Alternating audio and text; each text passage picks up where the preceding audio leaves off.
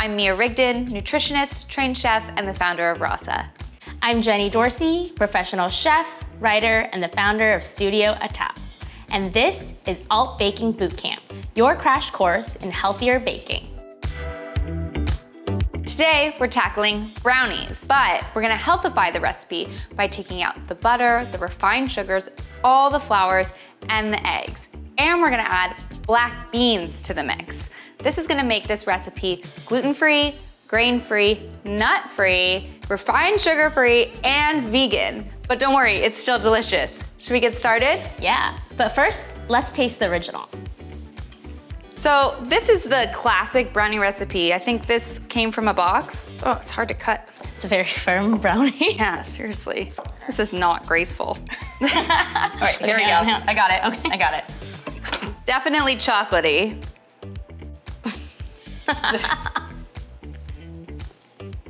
Chewy. Very chewy. They're all right. They're definitely chewy and chocolatey. A bit sweet for my taste. Very sweet. I think that we can do better. Had enough of these. All right, now let's make the recipe. First, the beans. This is 1 can of black beans that have been soaking overnight in coconut milk. You wanna put them in for at least 8 hours or so, but I like to just toss them in before bed and not worry about it.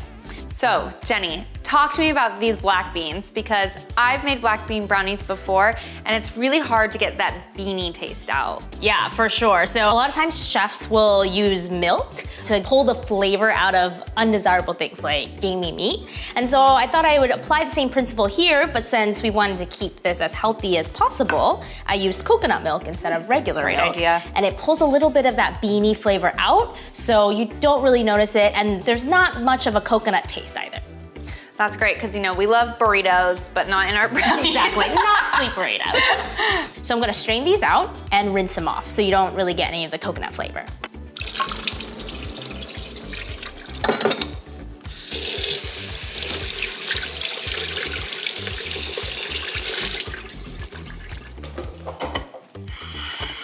Straight in the food processor. So black beans are a wonderful source of protein, especially for vegans, and this is a vegan recipe. They also are full of fiber, potassium, folate, and vitamin B6, so super healthy ingredient to use. I love that we got out that beany flavor, and they're gonna give great texture to these brownies. Next, let's make our flax egg. For every flax egg, you want 1 tablespoon of ground flaxseed and 3 tablespoons of water. We're gonna do 2 flax eggs. So this replaces eggs in this recipe. Eggs are usually emulsifiers and binders in recipes like these and also add a little moisture. It's important to make sure that your flax egg has some time to sit so the flax can kind of gel with the water. Flax is also a wonderful source of fiber, so it's definitely a healthy addition to any meal. We also are using a 1/2 cup of coconut sugar. Coconut sugar is a little less sweet than regular sugar, but it melts like regular sugar, so it keeps that consistency we're looking for in a brownie mix. It tastes a little bit closer to brown sugar, so it has more of those caramel toasty notes, which is also nice for a recipe like this where we're using chocolate. I love using coconut sugar for baking because it's unrefined and it also has some vitamins and minerals as well as inulin, which is a prebiotic, which is essentially food for the good bacteria in your gut. We let this sit a little bit and you can see it's gelling a little bit. Gonna go in with the flax egg. Let's swirl it. All right. We're using a food processor today, but you could use a blender or a hand blender for this recipe. We just want to make sure to get these beans nice and ground up. So as you can see, there's still little bits of the bean, but beans are naturally creamy, so when you actually end up baking this all together, you're not really gonna notice any of the particles. It's gonna feel pretty creamy and consistent. Next, we're gonna add a little bit of salt.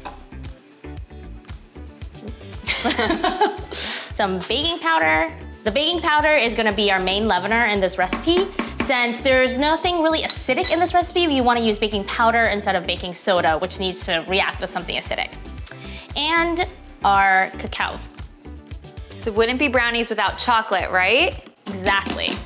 Cacao has a slightly drying effect, so it makes the brownies like that normal brownie consistency versus a little too wet right now. Cacao is also a wonderful superfood. It's an antioxidant full of vitamins and minerals and fiber, and of course has that chocolatey taste. As we discussed in our chocolate chip cookie recipe, chocolate is actually a health food. Great news. It's just the stuff that we add to the chocolate that can make it unhealthy. So as you've seen here, we've added black beans, some coconut sugar, just really good ingredients in here. So this is gonna be a really healthy chocolate treat.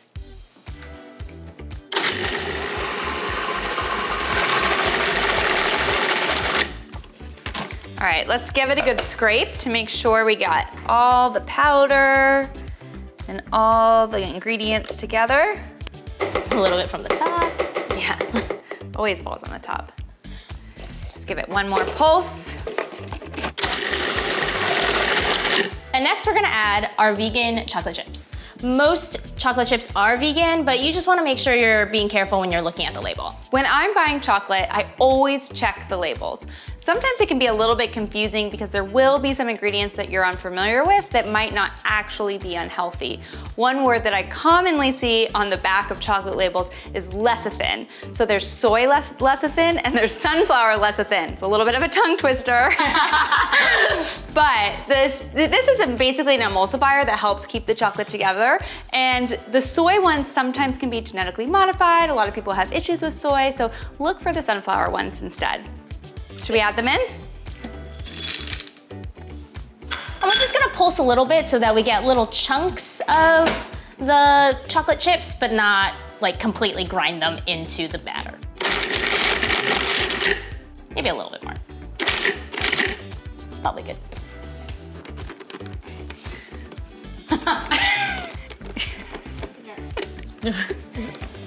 It's like really stuck. Wait, oh, I know why. Oh.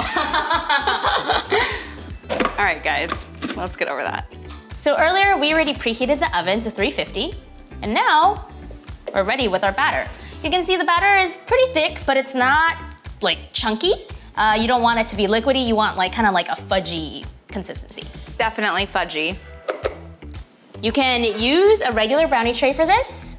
Always a good option, and you wanna line the bottom with some parchment, but we found something while recipe testing. A brownie tray.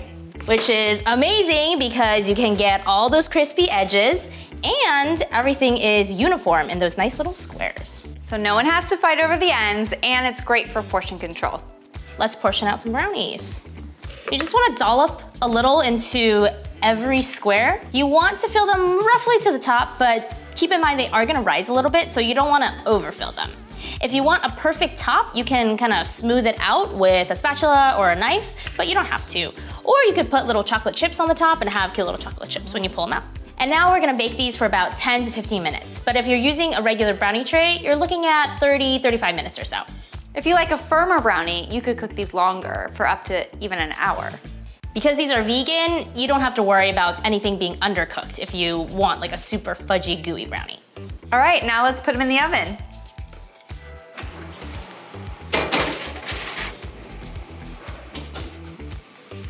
Set it for 15 minutes. And now we wait. Oh yes. Vegan.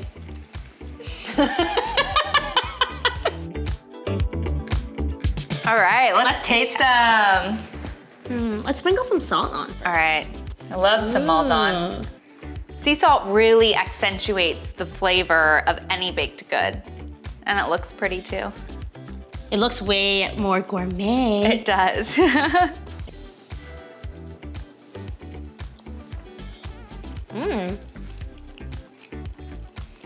So Very good. fudgy. Super fudgy, not beany. You literally cannot taste the black beans. That coconut milk trick, you could totally fool a kid with these. They're great for school bake-offs or wherever you have to bring baked goods to, because I know you can't bring nuts to a lot of schools these days. Lots of nut allergies, so these are a wonderful alternative. If you don't say anything, no one will notice. They won't. These are delicious.